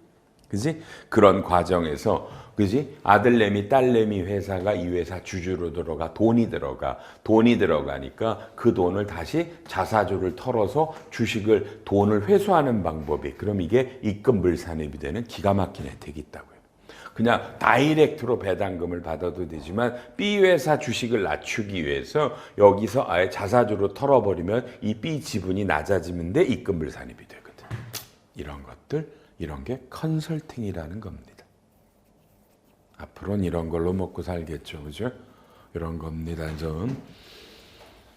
오늘 앉아 계신 분은 온라인으로 4시간입니다. 첫째 시간이라 좀 늦게까지 했고요. 오늘 어떤 일이 있어도 5시 20분엔 갑니다. 우리 집에. 그러니까 끝까지 한번 훑어보시고 사실 미안해. 올해 그렇게 중요한 개정된 세법은 없어요. 작년 연말 때문에 다 나가리 됐다고요. 중요한 것들이. 근데 문제는 그냥 나가리가 아니라 그 나가리 됐던 세법들을 올해 연도 중에 계속 법이 개정이 될 것 같아요. 그래서 올해 제 회계사, 제가 올해로 41년 차 회계사인데 41년 차 중에 가장 어려운 한 해가 될 것 같습니다. 연도 중에 어마어마하게 법이 개정될 것 같습니다. 팔로업 잘 하시고요. 아이파 자료실에 법이 바뀔 때마다 계속해서 그 자료들을 팔로업해서 올려드릴 겁니다. 제가. 오케이? 그러니까 제발 자료실에 가서 자료를 좀 보세요. 네, 여러분 추록 안 보는 거 보고 돌아버리는 줄 알았잖아. 추록이 오늘 가서 봐봐 여러분. 90번까지 나갔어. 30페이지야. 여러분 아무도 안 보지? 왜 안 보는지는 모르지만 한번 보세요. 알았나요? 공짜잖아. 공짜니까 이런 겁니다. 원천세 22번을 합니다. 기본공제 나이 요건이 20세 이하다. 뭐 근데 이 말은요. 자, 칠판 할 필요도 없잖아. 연말정산할 때는 주민번호로 날짜가 정해지는데 여러분 시작. 제가 올해 10월 1일이 제가 만으로 20살이 되는 날이야. 그러면 올해 만이 20살이 되기 때문에 올해 연말정산할 때 저는 저희 엄마 아빠가 저를 기본공제를 할 수 있다고. 만 20세 이하라고 돼 있으니까. 근데 인간이면 만이 언제까지야? 내년도 9월 말까지는 만 20세잖아. 그럼 인간이 이 법을 할 때 자꾸 이렇게 해석을 한대. 올해 만 20세가 됐으면 올해까지는 기본공제 대상자라 뜻인데 내년 9월 말까지는 만 20세잖아. 그래서 내년에도 기본공제라고 자꾸 착각을 한대. 그래서 착각하지 말라고. 이해하셨어? 그냥 만 20세가 되는 그 연도까지만 기본공제하라고 분명히 법을 해준 거예요. 충분히 이해하셨지 이 말도? 뭘 오해했기 때문에 알았네? 요것도 23번 장애인 정의 용어가 바뀌어요. 장애인이 항시 치료를 요하는 중증 환자가 드디어 오랜만에 바뀐다. 뭐 어려운 병, 유사한 질병 부상으로 인해 중단 없이 주기적인 치료를 요하는 자로서 의료기관의 장이 취약, 취업 등 일시적인 생활에 지장이 있다고 인정하는 자. 그러니까 이게 뭐 똑같겠지만 문구가 훨씬 더 구체적으로 들어왔어요. 역시 똑같죠. 병원에서 장애인 증명서를 받아와야 된다라는 거. 같은 장애인의 정의가 분명히 됐고요. 증빙 서류가 발달 재활 서비스 이용 증명서라고 그래서 우리 장애인 아동들에 대해서 이런 서류 하나가 추가됐습니다. 그러니까 장애인의 범위가 확대된 건 아니에요. 좀 분명히 했다라는 얘기다. 요거 알아놓으시고요. 오른쪽에 24번 너무너무 여러분이 조심했었죠. 여러분 이게 우리가 제일 많은 거 전세자금 대출하면 원리금 상환액의 40%를 400만 원까지 공제하죠. 여러분 오른쪽에 대환이 됩니다.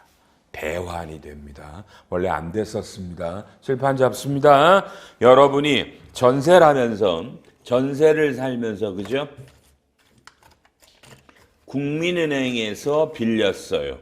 맨날 보면 있잖아. 전세 빌려갖고 몇 달 안에 대출 받아야 된다 이런 말이 나오잖아. 석 달 안에. 그런데 봐요. 국민은행에서 2년 동안 전세자금 대출을 받아서 원리금을 상환했어요. 이번에 신한은행에서 전세자금 대출을 빌려서 KB 걸 갚았어. 이게 대환이야. 그럼 원래 안 됐던 거야. 이게 됩니다. 시작. 적용 시기부터 언제부터? 2024년 연말정산부터 소급 적용입니다. 그죠? 한마디만. 이거 알았어 몰랐어요만 얘기해.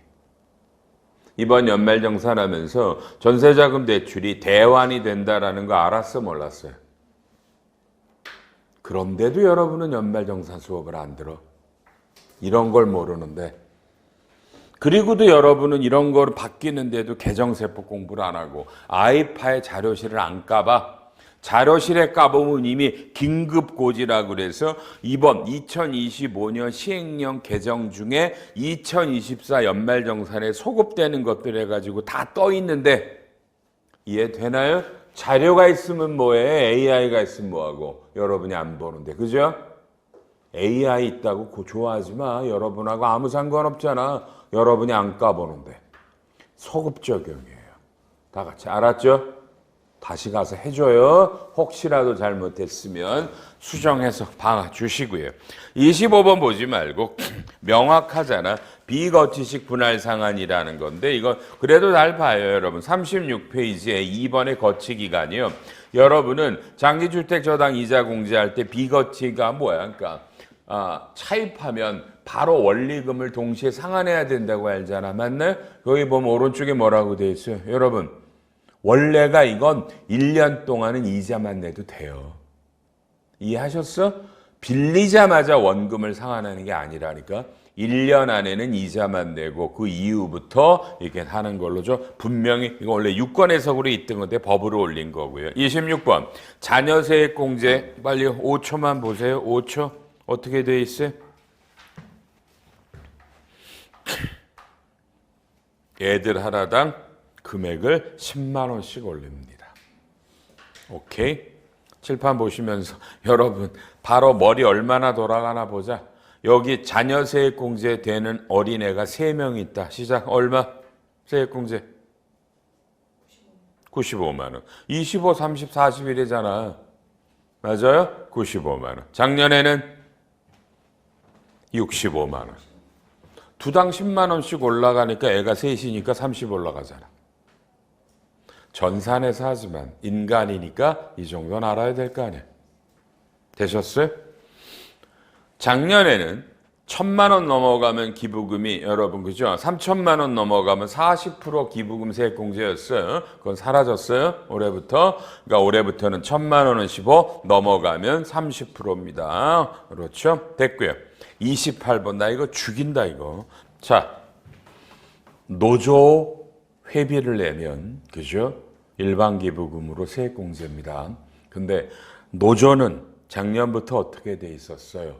연말에 보통 11월까지 그 전년도 노조의 실적을 회계 자료를 고시한 사람들만 이것들을 세액공제를 해줬거든. 맞나? 근데 봐. 여러분이 시작 7월 10일 날 퇴사를 했다. 그러면 이 회계자료 공시 기간이 작년으로 말하면 11월 말이잖아. 공시 안 했잖아. 그지? 그러면 공시했나 안 했나 확인이 안 되잖아. 그러니 여러분은 중도 퇴사자들이나 이런 연말정산할 때 기부금 세액공제 노조비는 안 해줬다고. 뭐라고 바뀌었어요? 7월 10일 날 퇴사라면 올해 거 공시 기간이 안 됐으니 그 전년도에 11월 말에 공시했으면 올해 무조건 공시한 걸로 보고 세액공제를 해주라는 거지. 이게 이번 시행령 개정인데 요 놈이 소급 적용입니다. 이거 안 해줬죠? 노조가 이렇게 있는 분이면 이거 안 해줬어. 알았나요? 안 해줬어. 경정하세요 이거. 알았나요? 11월 30일 이전에 퇴직한 이 사람들은 이 노조 회비를 기부금 공제 안 해줬다고 중도퇴사 연말정산 걸 때 이제 해주란 말이에요. 알았죠? 이거 다 몰라? 이거 소급 적용이 되는 걸 모른다고요, 지금. 알았나요? 근데 여러분이 노조 그게 공시가 되는 회사인지는 내가 모르겠어. 작은 규모가 아니니까 그게. 맞나? 이거 모른다 이거. 소급 적용 그러니까 요게 막판에 바뀌면서 이게 소급 적용될 거라는 거를 지금 아무도 몰라요. 왜냐하면 이 시행령이 나올 때 원 안에는 부칙이 이게 2025년부터 이렇게 한다고 나왔어서 부칙이. 그러다가 막판에 통과될 때 소급으로 돌았다고 이 부칙이. 그래서 아무도 모른다고. 가서 도와줘 제발. 도와줘. 노조 회비가 있는 분들 알았죠? 중도 퇴사한 사람들은 11월 말에 노조 실적 공시하기 전에 중도 퇴사해도 기부금 세액 공제가 되는 거야. 소급해서 경정해줘 여러분요. 잊지 말고 29번 넘어가고 필요 없고 30번 필요 없고 31번은요. 열심히 보지만 이건 뭐냐면 여러분 연금 계좌는 1년에 연간 1,800만 원만 내는 걸 아는데 추가되는 게 오른쪽에 3번 이걸 우리는 보통 연금 부동산이라고 그래요. 보면 봐. 박스 봐. 부부 합산이고요. 부부가 1주택만 있고요. 기초연금 수급자고요. 이분들이 10년 이상 보유한 토지 건물, 집도 마찬가지야. 이거를 팔아서 양도차익을 집어넣어. 그럼 뭐야? 1억 원까지 연금으로 받아줘요. 칠판. 세액공제가 아니야. 연금으로 받아준다고. 연금은 1년에 1,800만 원밖에 안 받는다고. 근데 이놈은 1억 원까지 추가받아. 그렇다고 세액공제가 늘어나는 건 아니야. 연금에 넣을 수 있는 금액이 늘어난 거지. 다만 이건 가능하겠지. 이러신 분들이 뭐예요, 여러분? 빨리. 이러신 분들이 개인적으로 내야 될 개인연금은 돈이 없어서 아예 못 냈어. 못 내다가 이번에 땅 같은 걸 팔아갖고 이놈을 넣었단 말이야. 그러면 세액공제가 되겠지. 여러분이 하는 연금계좌 세액공제 내로. 이해돼요? 이해되세요? 요거 올해 나오고. 다만 칠판 마음속에 이분들이 뭘 팔았어? 그럼 부동산. 뭘 팔았어? 부동산. 그럼 양도세 낼 거 아니야. 뒤에 가서 양도세에도 일부분을 감면해 줍니다. 이걸 연금 부동산이라고 부른다. 알았나요? 그리고 이건 앞으로 논란이 더 많아야 돼. 왜? 이걸 1억 원을 넣으면 더 많은 세액공제를 해줘야 됩니다. 실제로. 지금 이거 세액공제랑은 관련이 없는 연금 납입으로 받아주는 것뿐이야. 이런 것들이 지금 언론이 되고 있고요. 32 보지 마. 세액공제 정산 어렵고. 33 보지 마. 펀드 투자야. 34번 금투세 폐지되는 거 너무 잘 알죠? 제가 뭐 여러 번 얘기했다. 2024 연도 중에도 금투세는 폐지될 거라고. 그리고 가상은 기타는 유예될 거라고 제가 내내 그랬어요. 금투세는 당연히 폐지됐어요. 아셨죠? 폐지돼서 없어졌습니다. 35번 이건 혹시 아세요? 여러분요. 비거주자나 외국 법인이 우리나라 정부가 발행한 국채를 사시면 이자도 비과세고 국채를 양도했을 때 양도소득세도 비과세입니다. 이 말은 뭐야? 우리나라가 돈이 없다. 돈이 있는 외국인들아 일단 돈을 좀 빌려주란 뜻이야. 세금 안 뜰 테니까. 이해되나요? 지금 우리나라 상당수의 젊은이들이 뜻밖의 막 어쩌고 저쩌고 한 이유가 뭐예요? 여러분 상식적으로 이재명 씨라는 분이 전 국민에게 25만 원을 준다 그러면 상식적으로 좋아할 수도 있는 거잖아. 근데 젊은이들이 싫다고 그러죠. 왜? 그게 다 국채가 발행되는 거야. 그 돈이 없으니. 그 국채를 내가 왜 부담하냐 이거야. 젊은이들 입장에서. 이건 당연한 겁니다. 당연한 겁니다. 그래서 우리나라가 돈이 없습니다. 국채를 발행하니까 비거주자나 외국 법인이 이 국채를 좀 사달라는 겁니다. 세금 안 떼겠다라는 겁니다. 넘기시고요. 넘어가시고요. 다른 거 안 봐도 돼요. 다음 36번. 자, 여러분이 프로야구 구단의 격리 책임자야. 프로야구면 프로야구 외국인 선수들이 있죠. 외국인 선수들은 전부 다 뭐야? 일단 계약을 1년 계약으로 합니다. 그러면 뭐야? 돈을 주면 뭔가 여러분요. 그죠? 돈을 주면 연봉이 10억이야. 그럼 사업소득이잖아. 원천징수라는데 왼쪽에 그죠? 계약 기간이 3년 이하인 외국인은요. 20%입니다. 근데 오른쪽에 이제 3년 없어. 무조건 외국인들 이 직업운동가는 전부 다 20%를 띠라는 겁니다. 칠판. 여러분이 한번 맞춰봐. 재미삼아. 여러분이 제가 좋아하는 한화라고 그럴게. 저는 한화 구단을 좋아하니까. 한화 구단에 외국인 선수가 있어. 연봉을 20억 준대. 여러분 그 외국인 세금 어떻게 내 우리나라에? 빨리요. 어려운 질문한 것 같지 않은데? 우리나라 프로야구 구단에 외국인 야구 선수가 왔어. 구단이 20억 줬다고 연봉을. 그 외국인은 우리나라의 세금 어떻게 내? 언젠간 여러분이 이런 걸 답을 맞추시기를 기도합니다.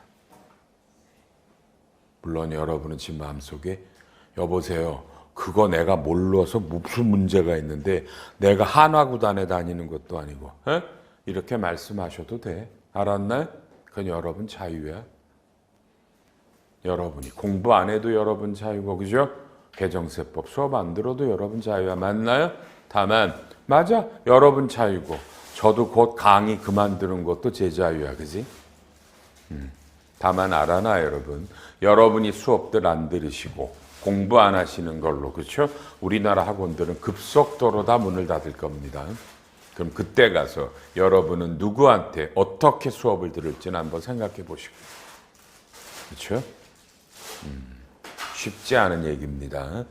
제발 수업을 좀 몇 개는 들으셔야 돼요. 특히 개정세법은요. 언젠가 이런 걸 한번 배우세요. 외국인 선수들이 우리나라에다 세금을 진짜 이렇게 20%만 내고 끝나는 건가? 아니면 5월 달에 종합소득세 신고를 하는 건가? 이런 것들 언젠가 배우시길 바랍니다. 자, 올해는 그냥, 그리고 외국인 직업운동가는요, 거의 대부분이 계약 기간이 3년 이하니까 그냥 직금도 현행 20%였어요. 별로 바뀐 건 없어요. 그런 게 있고요. 납세조합 혹시 연말정산할 때 납세조합 들어가면 무슨 5% 세액공제라는 거 기억나요? 맨 밑에 3번에 여러분 올해부터 세액공제가 3%입니다. 5% 아닙니다. 납세조합에 들어간 분이 세액공제 받을 때 세액공제가 3%입니다. 여러분은 근데 납세조합을 안 해봤을 테지만 언젠가 또 배우시고요. 38번 하지 말고요. 39, 와 이거 대단한 거야. 빨리. 이거 대단한 거 맞죠? 뭐죠? 드디어 우리 맨날 연말정산할 때 기부금이 어려웠죠. 잘 전자로 안 나오니까 올해부터 역사적입니다. 전년도에 우리가 기부금을 받은 단체가 전년도에 기부금 영수증을 발급한 금액이 3억 원 이상인 법인과 사업자는요, 올해부터 내년 1월 10일까지 전자기부금 영수증을 강행하되니까 이제 2026년 간소화 자료에 웬만하면 기부금이 다 전자로 뜹니다. 다만 3억 원 미만으로 받는 데는 전자기부금을 안 띄우기 때문에 아직도 손으로 쓴 영수증을 내겠지만 상당수는 이제 그죠? 간소화 자료에 들어온다라는 얘기입니다. 빨리 잘했죠 이거? 잘했죠? 이런 것도 알아놓으시고요. 40번 보지 마시고요. 41번도 보지 마시고요. 42 기간이 중요하지 않고요. 43번에 중소기업 취업자의 감면 업종이 좀 중요하지도 않고요. 벤처기업의 스탁옵션 과세 특례 기한이 연장이 됐고요. 성과 공유 중소기업 경영성과급은 실제로 있어요. 있는데 이놈은 법인세법에서 원래 이렇게 성과급을 주면 그 인건비의 15%를 세액공제해 줬는데 이놈은 법인세가 10%니까 이 성과급을 지급하는 회사 세액공제율이 줄어들고요. 개인은 감면해 주는데 소득세를 감면 기간은 연장했고요. 46번 핵심 인력 성과 보상 기금은 왜 자 밑에 2번 감면 요건만 5초 빨리 읽어보세요.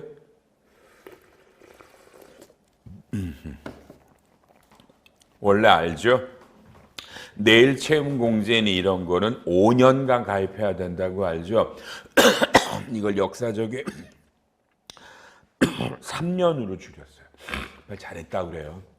이게 직원들에게 야 내일 채용 공제를 하자. 적금이잖아. 근데 직원들이 5년이라고 그러니까 싫은 거야. 너무 길어서. 이제 3년. 저는 굉장히 잘한 거라고 보는데 이거. 이제 내일 채용 공제는 3년 이상짜리로 가입하시는 겁니다. 다만 다음 페이지 적용식이 올해부터 가입하는 거. 옛날 거는 그냥 5년이고요. 올해부터는 3년이고요. 다음 47 필요 없고 48번. 야, 내 이거 강의할 때마다 수없이 제가 뭐라 그랬죠? 정말 이건 수없이 뭐라 그랬어. 경력 단절 여성이라는 이 단어가 드디어 개정됩니다. 너무 늦었지만. 이제까지는 경력 단절 여성이 뭐야? 옛날에 일하다가 결혼이나 육아 등으로 그만두고 몇 년 있다가 사회에 나오는 여성인데 이게 지랄 같은 요건이 뭐였어? 왼쪽에 맨 밑에 2번에 내가 일하던 업종과 동일한 업종으로 취업을 했. 나 이 법을 만든 놈이 이건 미친놈이야 이건. 빨리 동의해. 맞아요? 내가 옛날에 일하던 업종에 왜 꼭 그 업종에 가야 되는데. 그러니까 이건 경력 단절 여성은 제가 볼 때 대한민국에 한 명도 없어서 이제까지. 한 명도 법에만 있고. 그죠? 드디어 남성 여성을 불문합니다. 이제 남자도 되고요. 당연히 제일 중요한 동일 업종이라는 요건이 없어집니다. 그러니까 이제는 무조건 남자든 여자든 결혼해서 애 돌보다가 2년 있다 사회에 나오면 무조건 중소기업에 들어가면 이 혜택이 됩니다. 이건 빨리 잘했다고 그래. 잘한 거 맞죠? 이건 정말 잘한 거예요. 이건 정말 잘한 거고요. 퇴직한 사유가 가족 돌봄이 나와요. 맞잖아요. 보면 엄마나 아빠나 배우자나 애가 아프면 어떻게 돼요? 아니 저 같아도 그만두고 애 키울 거예요. 맞나요? 여러분 저는 그 드라마 재밌게 봤어요. 그 무슨 뭐죠? 우리 비서는 완벽한가 보니까 아빠가 엄마 없어 애가 아프니까 그만두고 애만 키웠잖아요. 뭐 그렇죠? 거기야 물론 뭐 육아휴직이었지만 그런 가족 돌봄도 됩니다. 저는 이거 너무 잘한 것 같아요. 근데 이게 소득세는 감면이지만 이게 법인세 가면 통합고용세액공제도 가면 이게 우선 그 청년 등에 걸리거든요. 뭐라고 돼 있어 적용시기에 이건 2025년을 최초로 공제연도로 하는 통합고용부터 거니까 옛날 건 안 돼요. 올해부터 가고요. 그렇죠? 여러분 이거 우리 소득세 감면은요. 그렇죠? 올해 이분들이 취업을 했을 때 되는 겁니다. 근데 여러분 48번에 여러분 봐봐 오른쪽에 적용시기 둘째 줄에 중소기업 취업자 감면은 이 법 시행 이후 취업이라고 되어 있죠. 왜요? 법은 뭐야? 작년 12월 30일 날 통과됐잖아. 근데 이 법이 올해 2월 18일 날 국회 통과되고 오늘까지도 아직 공포가 안 된 그 법이란 얘기입니다. 이런 것들이. 제 말 이해하나요? 2월 18일 날 법이 국회 통과됐고 아직 공표를 안 하니까 며칠부터 시행한다라는 그 날짜가 아직 안 나온 것뿐이야. 곧 나오겠죠. 다음 주에 나올 거라고 봅니다. 알았나요? 요런 걸 이해하시고요. 고향사랑 기부금은요. 여러분 주기죠. 고향사랑 기부금 원래 10만 원 초과되면 뭐야? 15%인데 특별 재난 지역에는요. 일정 기간 동안 거기다 기부 작년에 무항공장에 그 비행기 가라앉았잖아. 거기가 특별재난지역이거든. 거기다 기부하신 거는 이제부터 30%라는 뜻이. 오케이? 올해부터요. 요런 게. 그리고 고향사랑 기부금 한도가 500이었죠. 2,000까지 올라갑니다. 이건 성공한 상품이라는 거야. 이 제도는. 고향사랑 기부금은. 그래서 여러분 칠판 너무 잘 알겠지만 빨리 고향이 어디예요? 그래서 이때 말하는 고향이 어디를 고향이라 그래요? 고향사랑 기부금이잖아. 이때 이 고향이 어디를 고향이냐고 그러냐고요. 어디예요? 참 꼭 그래 누가. 그렇죠? 아는 것도 선생님이 물으면 생각이 안 난대. 다만 칠판 창피 안 하세요? 이런 거 대답 못 하시면? 앉아 계신 분들 창피 안 해? 고향사랑 기부금에 고향이 어디냐고 물으면 회계사님 제 주민등록지가 서울이면 서울을 제외한 나머지 지자체가 다 고향인데요. 그렇게 말을 해야 되지 않나 저는 생각합니다. 알았나요? 아니면 말고죠 뭐. 넘기시고요. 노란우산공제라고 아시죠? 노란우산공제는 아주 영세한 소기업 소상공인인데 이게 회사가 법인일 때 총급액이 7천만 원 이하인데 이게 8천만 원으로 올라갑니다. 그러니까 월급이 8천만 원 이하인 이제 법인 대표도 노란우산공제를 가입하실 수 있고요. 특히 소득공제되는 금액이 그죠? 공제 한도가 꽤 올라갑니다. 빨리 맞죠? 600, 500, 400으로 올라갔어요. 공제가. 노란우산공제는 아시잖아요. 아주 영세한 사업자 대표들이 이런 회사는 사업이 망하면 정말 개털되잖아. 그래서 자기가 회사 하는 동안에 넣어놓으면 망하면 이 돈 아무도 못 건드리고 마지막 최후의 보루의 돈이 노란우산공제금입니다. 이런 건 마음이 짠한 겁니다. 그리고 요게 요런 노란우산공제에서 받으시면 그게 퇴직으로 해서 원천징수가 됩니다. 청약저축입니다. 이번에 역사적인 법이 바뀝니다. 청약저축은요. 청약저축을 가입하면 무주택 세대주인데 1907천 이하에 납입액의 40%를 300만 원까지 공제인데 역사적이죠. 배우자가 들어옵니다. 배우자가 들어옵니다. 그러니까 이제까지는 총급액이 7천만 원 이하인 그렇죠. 무주택 세대주 그죠? 세대주. 근데 그 무주택 세대주에 배우자가 들어오는데 또 이거 보나마나 난리 날 거야. 그죠? 뭐라 물어볼까? 세대주가 돈 냈는데 세대주 말고 배우자가 받아도 돼요. 내가 벌써부터 징그럽다 그 질문 때문에. 이 배우자가 가입한 예금을 말하는 거야. 배우자가 가입한 저축을. 제 말 알았어요? 세대주가 가입한 거를 세대주가 안 받으니까 배우자가 받는 게 아니라 배우자가 직접 가입한 청약저축을 말한다고. 이거 엄청 질문 들어올 거야. 여러분 내년 연말정산할 때 미리 알았나요? 배우자가 가입한 청약저축을 말하는 거야. 배우자가. 그리고요 밑에 왼쪽에 이번에 청년우대형 주택청약종합저축은요 이거는 뭔데? 이거는 똑같거든요. 청약은 똑같지만 이 청년자 들어가는 건 이자가 비과세돼. 이자가 거기 대상에 배우자도 들어갑니다. 이제 똑같은 조건으로. 좀 조심해서 잡아요. 이거 가입하라 그러시고요. 그다음에 뭐 특별한 거 없어요. 또 중중중중 55번에 고위험 고수익 채권 투자 신탁 끝났고요. 그다음에 청년형 장기집합 투자증권은 연장했고요. 청년 도약계좌 비과세가요. 57번에 맨 밑에 5번에 청년 도약계좌를 5년 이내 해지하면 비과세를 추징을 하는데 지금은 3년 이내니까 4년이나 5년째 해지라는 거는 추징하지 않습니다. 이 말은 뭘까? 청년 도약계좌를 좀 가입해 달라는 겁니다. 엄청난 혜택이 맞는데도 청년들이 이 청년 도약계좌에 예금을 가입하지 않고 있단 말이에요. 이해돼요? 물어보면 뭐라고 그래? 가입할 돈이 없다고 그러지 뭘 뭐라고 그러겠어.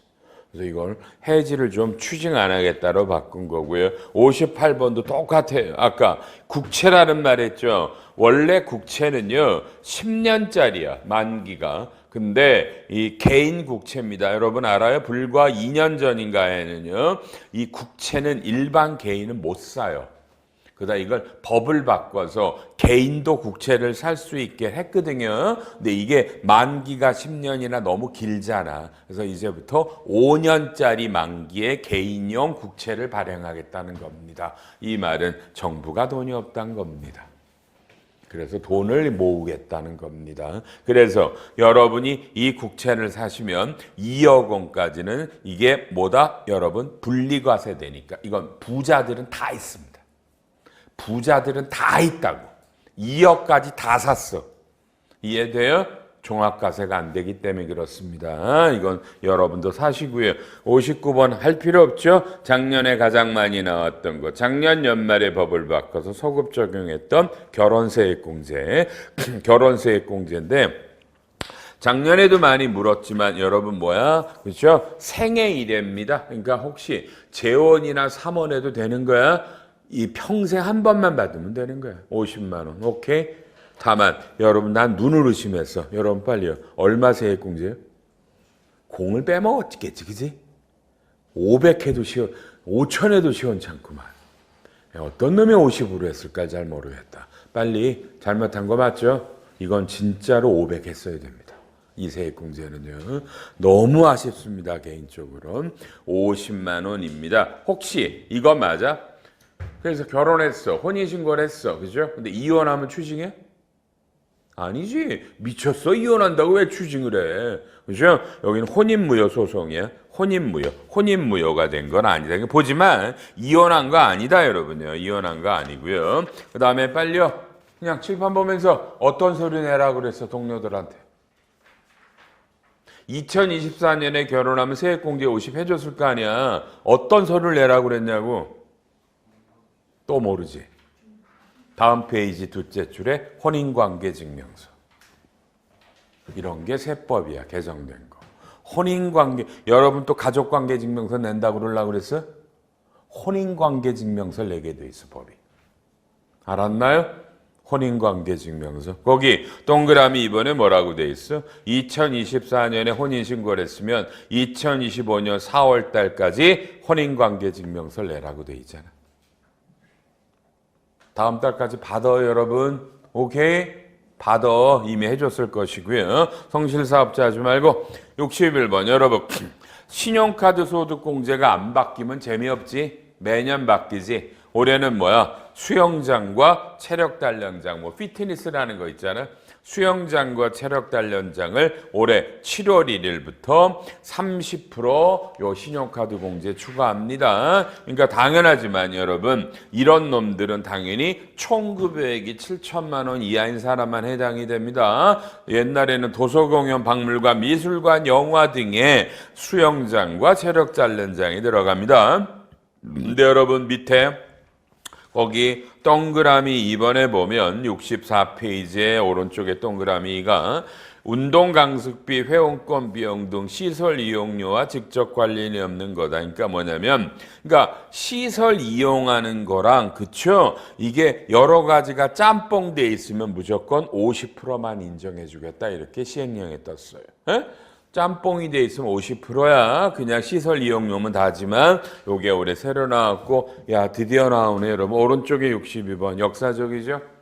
또 몇 년 만에, 그죠? 우리가 흔히 말하는 정기예금 이자율이라는 간주 임대로 잡는 공식이 역사적입니다. 3.1%로 개정됩니다.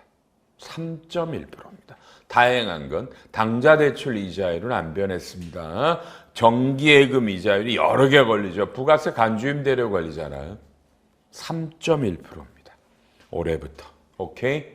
부가세는 1월 1일부터 간주임대료 구할 때 3.1%예요, 여러분. 그러니까 전세법이 다 바뀌는 거예요. 이 정기예금 이자율은요. 에? 모든 법이 다 3.1%예요. 이게 원천세입니다. 7번. 대답. 여러분 뭐 많이 바뀐 거야? 어쩌면 많이 바뀐 거고요. 어쩌면 아닐 수도 있고 그래요. 어쨌든 이렇게 바뀌었다. 올해 세법에 어려운 건 왜 어려울 것 같다고요? 작년에 월세법 개정안에 보면 더 중요한 놈들이 몇 개 있었는데 그건 작년 연말에 통과가 안 됐어요. 어수선해서. 올해 하여튼 여러 번에 걸쳐 연도 중에 세법이 바뀔 것 같아요. 아주 조심해야 돼. 그냥 이해해. 올해만 그러겠지 뭐, 그죠? 그러니까 계속 팔로우를 하시고요. 뭐가 바뀌나 이런 것들을 접하셔야 됩니다. 다음은 거의 한 2시간 가까이 이 얘기를 했는데 원천세를 들어놓으니 빨리요. 도움이 됐죠? 안 됐다고 못 하시겠지 또. 그지? 다만 몇 가지들 대답 못 했죠? 그런 거 반성하시고요. 그 정도 알아야죠. 그렇죠? 그래서 법만 보시면 대충 알 것 같은데 제가 아까 몇 개 치고 들어가서 물으니까 막 당황스럽죠? 그렇죠? 그렇게 공부해야 됩니다. 남들이 물어보기 전에 여러분이 저는 먼저 알았으면 좋겠어요. 그래야 대응하고 와 당신은 어떻게 벌써 그런 걸 알아요? 벌써 기재부에다 물어봤어요? 와 최고네. 이런 대접을 받기 바랍니다.